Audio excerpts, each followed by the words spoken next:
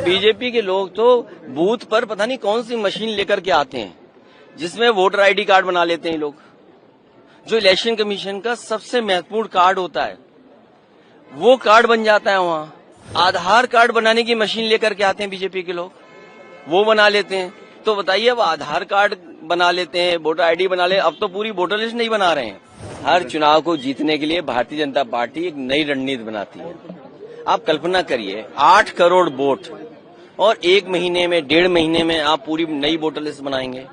और अगर हम पीछे मुड़ करके अगर हम देखें, यूपी में बहुत करीब से देखा इन्होंने, इलेक्शन कमीशन किसी भी अधिकारी को ट्रांसफर पोस्टिंग नहीं करता। अगर पुरानी सरकार रही होंगी तो डीजीपी हट जाएगा, चीफ सेक्रेटरी हट जाएगा और संबंधित अधिकारियों की शिकायत होगी वो हट जाएगी। आप कितनी भी शिकायत करोगे, किसी अधिकारी के खिलाफ कार्रवाई नहीं होगी। आप वोटर लिस्ट को लेकर के शिकायत करेंगे, एडमिनिस्ट्रेशन को जो साथ देना चाहिए वो एडमिनिस्ट्रेशन साथ नहीं देता। समाजवादी पार्टी ने 18,000 वोट जो बीजेपी के इशारे पे डिलीट किए गए थे, जो वोट लोग नहीं डाल पाए थे, विद एफिडेविट हम लोगों ने इलेक्शन कमीशन को दिया था। उसके बावजूद भी किसी भी आरओ पर, किसी भी बीएलओ पर कोई कार्रवाई इलेक्शन कमीशन ने नहीं की। और अभी जो उपचुनाव हुआ था, जहां पर पुलिस खड़ी होकर के अपनी सर्विस रिवॉल्वर निकाल करके वोट रोक रही थी। और मैं आपसे कहता हूं, कुंदरकी का आप सीसीटीवी रिकॉर्डिंग निकाल के लाइए, आपको पुलिस मिलेगी जो पुलिस वोट डाल रही है।